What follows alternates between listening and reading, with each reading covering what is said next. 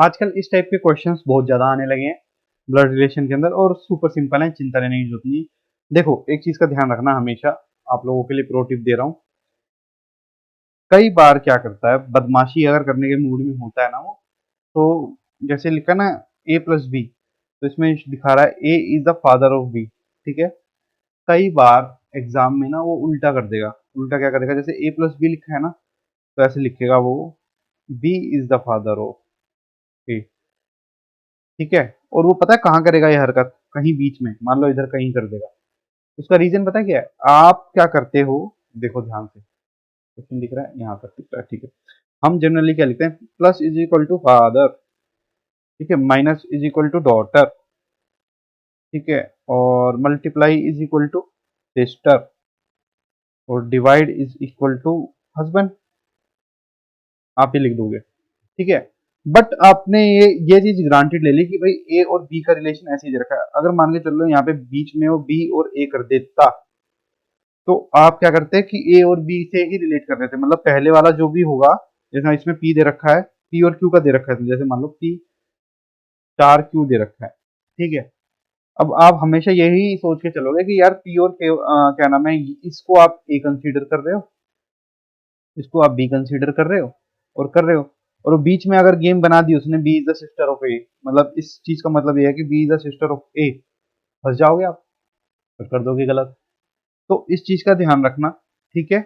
सबसे पहला काम आपका ये होना चाहिए कि आप ये देख लो, इंश्योर कर लो सारी चीजें, कि जो आप बना रहे हो, क्या उसकी आपने सारी बातें ठीक ठाक लिखी, क्या उसमें कोई डिस्क्रिपेंसी तो नहीं है। आप सबसे पहले चेक करो कि जैसे ए और बी सब में सेम तरीके से लिखे हुए हैं। आपका कुछ सेकंड लगेगा, बट आप चीजों को देख लोगे, समझ जाओगे, ठीक है। उसके बाद सेंस, सेंस क्या है, सेंस जरूरी है।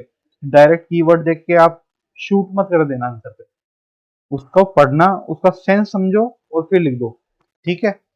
अभी इस केस के लिए तो यही लिखा हुआ है कि ए प्लस बी, इसमें प्लस डिनोट कर रहा है फादर को, आपने फादर लिख दिया, A minus B is a daughter of B, daughter लिख दिया, माइनस को, मल्टीप्लीकेशन को आपने लिख दिया सिस्टर, और डिवाइड को आपने लिख दिया हस्बैंड, ठीक है। अभी इसमें तो यही है, पर क्या नहीं हो सकता, क्या हो सकता है, वो भी मेरा बताना आपका, आपको फर्ज है, ठीक है। चलो अब करते हैं। अब क्या कह रहा है, पी इंटू क्यू, मतलब पी इज सिस्टर, दिख रहा है, पी इज सिस्टर, सिस्टर मतलब वो क्या नाम है, फीमेल है, फीमेल को हम नेगेटिव से शो करते हैं, सॉरी, प्लीज इस चीज को दिल पे मत देना, ये रिप्रेजेंटेशन है सिर्फ और सिर्फ। आप प्लस लिख सकते हो, जो मन करे वो लिख सकते हो, स्क्वायर लिख सकते हो, ट्रायंगल लिख सकते हो, हर्ट मत होना प्लीज, हम्बल रिक्वेस्ट। तो पी स्टार क्यू को हम ये लिख सकते हैं, पी जो है सिस्टर है किसकी, क्यू की, और उसको हम नेगेटिव से डिनोट कर रहे हैं, और क्यू का जेंडर हमें नहीं मालूम। देखो, Q minus R, Q is daughter of R, मतलब ये भी आपका फीमेल है, और डॉटर ऑफ आर, आर का जेंडर अभी हमें नहीं मालूम। R plus S, R plus S, R plus S का मतलब है R is father of B, इसका मतलब आर पॉजिटिव है, हमारा फादर है, और किसका फादर है, R is father of S, मतलब यहाँ पे कहीं एस रहा होगा, एस का जेंडर हमें नहीं मालूम, ठीक है। तो जेंडर नहीं मालूम, कुछ नहीं लिखेंगे, बट ये जरूर मालूम है कि ये इनका सिबलिंग है, इनका भाई है, भाई बहन जो भी है, मतलब इनसे रिलेटेड है। तो इतनी बात समझ में आ गई है। चलो अब देखते हैं क्या कह रहा है, how P is related to S. P जो कि एक फीमेल है, वो क्या हो सकती है, वो सिस्टर हो सकती है, क्योंकि सिंगल लाइन है, वो शो क्या कर रही है आपको, सिबलिंग शो कर रही है। और एस का तो जेंडर पूछ नहीं रहा, पी का जेंडर पूछ रहा है, तो सिस्टर हो जाएंगी, बी सिस्टर। अच्छा आगे चलो, इसको नीचे ले आऊं, ठीक है। ओके,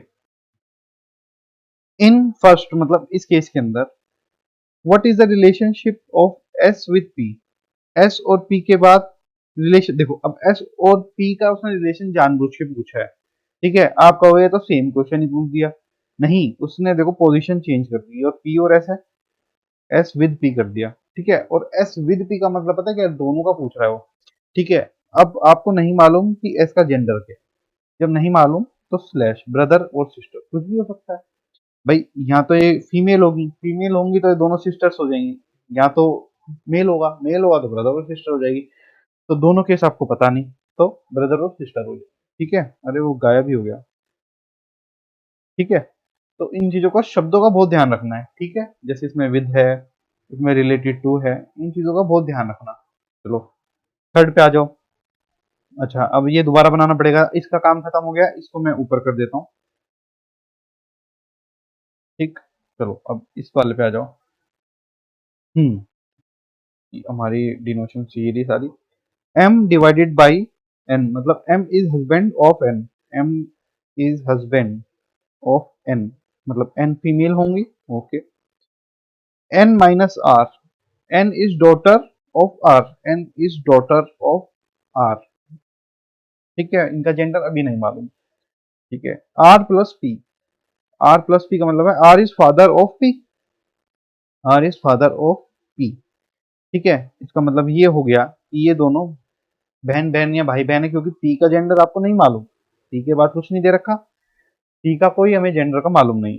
ठीक है जी, then how is m related to m, how is m related to p, m related to p। देखो m हस्बैंड है n का, और n जो है वो बहन है p की। अब p क्या है मुझे नहीं मालूम, इतनी बात तो आपको समझ में आ गई होगी। बट मैं ये जरूर कह सकता हूँ कि जो m है वो इसका ब्रदर इन लॉ होगा, चाहे ये फीमेल हो चाहे वो मेल हो। बट हमारा m, m का तो जेंडर स्पेसिफिक ही है, तो m हमारा क्या होगा, ब्रदर इन लॉ। तो इसका ऑप्शन ही नहीं दे रखा, कोई नहीं, मैं लिख देता हूँ ब्रदर इन लॉ। ठीक है, तो ये शानदार क्वेश्चन था, इससे बहुत सारी चीजें आपको समझ में आई होंगी, क्या नहीं करना क्या करना है वो भी समझ में आया होगा। अगले क्वेश्चन पे हम मूव करते हैं। इस टाइप के क्वेश्चन आजकल बहुत आते हैं। इसके अंदर क्या होता है कि पॉइंट करता है, ठीक है, एक सब्जेक्ट पॉइंट करता है वुमन की तरफ और कुछ बात कहता है। देखो इसमें क्या कह रहा है, पॉइंटिंग टू अ वुमन, मतलब वुमन की तरफ पॉइंट कर रहा है। तो कहीं पे कोने में यहाँ पे लिख लो, ठीक है, pointing to a woman, a man says she is the only daughter in law, she is the only, only daughter in law. Only daughter in law से एक बात समझ में आती है कि एक मेल रहा होगा, एक फैमिली है, उसमें उनका एक ही पुत्र है, पुत्री हो सकती है, एक ही पुत्र है जिसकी शादी हो चुकी, और उनकी एक बहू है। तो क्या क्या समझ में आया, एक पुत्र है, उसकी शादी हो चुकी, उसकी एक बहू है, और एक परिवार है जिसका अभी जेंडर हमें पता नहीं। She is the only daughter in law, ठीक है, of the grand father of my son, of a grand father of my son. समझो, of a grand father, grand father मतलब एक hierarchy, grand father of my son. आप इधर हो, आपका बेटा इधर है, ठीक है, और आपका जो ग्रैंड, मतलब इस लड़के का जो ग्रैंड फादर होगा वो इधर होगा, इस वाली टीयर पे होगा, मतलब थर्ड जनरेशन पे होगा, थर्ड जनरेशन पे होगा। ठीक है, और वो ऑब्वियसली आपके फादर हो जाएंगे। देखो मैं क्या कह रहा हूँ, इस लाइन को डिकोड करते हैं। ग्रैंड फादर ऑफ माई सन, मतलब आप ये समझ के चलो, इसका पुत्र है कोई, ठीक है, और उसके ग्रैंडफादर ये हो गए, तो सिंपल सी बात है। अच्छा, अब उसने किसको पॉइंट किया, देखो, she is the only daughter in law, pointing to a woman, pointing to a woman. ठीक है, she is the only daughter in law, she is the only daughter in law, बिल्कुल ठीक है, of the grand father of my son हो गया। How is the woman related to the man, वो उनकी wife है। देखो, pointing to a woman, a man says she is the only daughter-in-law of the grandfather of my son. My son का मतलब वो जनाब यहाँ है जो बात कर रहे हैं, my son, सन तो उनका ही है, तो और उनका और वुमन का रिलेशन क्या हो गया, हस्बैंड। तो how woman related, she is a wife. ठीक है, अच्छा क्वेश्चन था। एक क्वेश्चन आपको प्रैक्टिस के लिए दे देता हूँ, ये क्वेश्चन आपका होमवर्क है, ठीक है, इसको करना। आंसर मैं, मुझे खुद नहीं पता, अभी क्या है निकालना, कमेंट में बताना, जिसका सही होगा उसको हार्ट दे दूंगा। ठीक है, अगले क्वेश्चन पे मूव करते हैं। ऑप्शन लिखने चाहिए थे इसमें, लिखता तो पता चल जाता। चलो इस क्वेश्चन को देखते हैं।